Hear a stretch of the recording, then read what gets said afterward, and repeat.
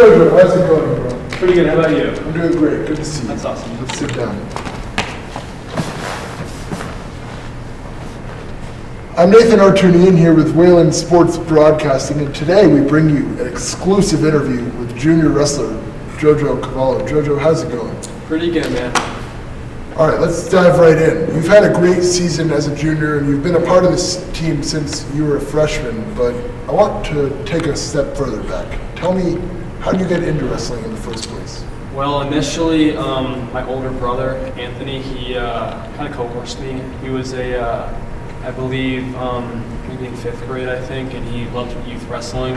I was eager to go on board and wrestle with some of the 5th graders, 6th graders that take part of youth wrestling. And then after he quit, I maintained the love for the sport, and I loved it ever since.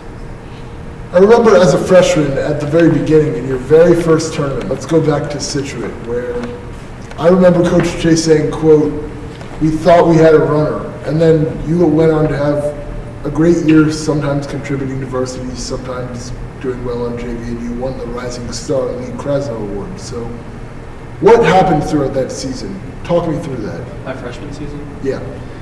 I was essentially just getting, fit for all the quirks and mess-ups, throughout the season, I knew my technique wasn't going to be, excellent. I knew my stamina was going to be excellent. Coming from youth wrestling, maybe like I practiced Tuesdays and Thursdays to practices every day, I definitely felt my body getting more in shape and my technique getting, better. I think from youth wrestling to freshman wrestling was a very big step up in my career. When you made that step, were there any moves you found in that freshman year that you really fell in love with, that you're hitting now a lot? Possibly the ankle pick.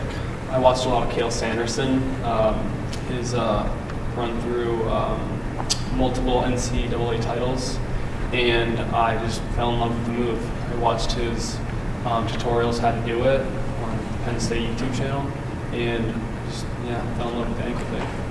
Yeah, the ankle pick is something that you love to do. Now I want to move forward a little bit to this year, because this year has been the year that has really made a splash, and you've made the finals in every tournament. You're the only wrestler on the entire team to do that. I haven't even done that. I lost at Framingham. So that is something that is incredible to do as a junior. How have you made that jump from the sophomore to the junior year? What has changed? I definitely think off-season work and preseason work definitely can contribute to that factor. I did a lot of running. There were a big change through sophomore and junior year. In preseason, I ran a lot in my woods that I definitely didn't do sophomore year. I feel like my physique, or sorry, not my physique, my stamina can definitely one of the roles and factors to why I get so good. How did that feel when you made your first final back in early December at Wakefield? Wakefield, that was even before the matches before my finals was very thrilling, honestly.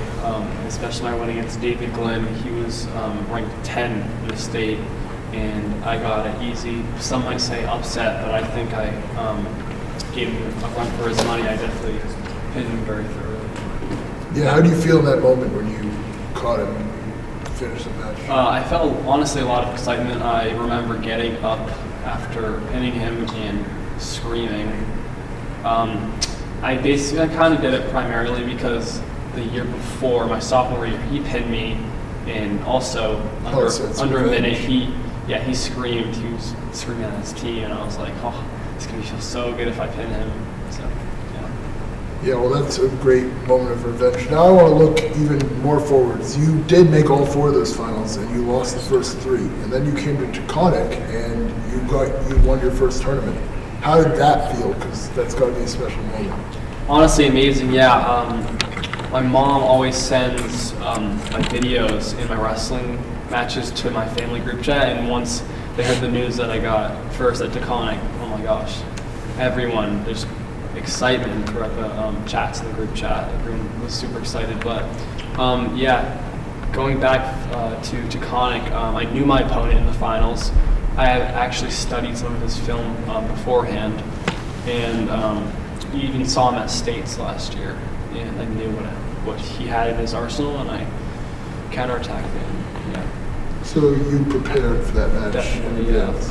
Yeah, that's good. Taconic was also the first tournament I won, so I know how good it feels. But now let's look a bit even more forwards. The sectionals are this Saturday, states are coming up. What is your goals this postseason? Last year you got third in the section, but we did move up to Division II. Yeah. So what's your goal? I think definitely first, on mass wrestling ratings, I know it's, everyone has their thoughts about that, but I think he has a pretty good, thorough, analysis of who's going to get first and everything. And he put me at 65 DC, D2C number 1. So I think I know the people in my bracket, and I think I can beat them. Yeah, and as a favorite, how do you prepare? Do you look at your opponents, or are you just focused on wrestling strong and keeping it simple? Oh yeah, definitely. Yeah, I've looked at numerous people in my brackets. Their flow wrestling, their account on flow wrestling, also their film if they have any on YouTube. Say at a dual meet. So, assuming you do get sectional champion, or even if you don't, you'll surely make it to states. So what would your goal be when you get there? And do you have any goals at states or all states or anything else? Yeah, D3 to D2 is definitely a very big jump. There's a lot of challenging matches now. Very big step up. My goal prediction would probably be third or fourth. There's a lot of really good people in D2 right now. Yeah, that's a good goal. And what do you think you're going to do the most in this off season? Because I'm sure, despite your great season, you still notice the gaps in your game, because everyone knows themselves better than anyone else. So what are the gaps that you're going to work on and do in this off season? Just definitely stamina-wise, I think everyone can get better at their stamina. And if you're getting gassed out in a couple minutes throughout a match, I think you definitely have to work on how you train and everything. I'll definitely keep going on runs. I'll continue going to Metro West.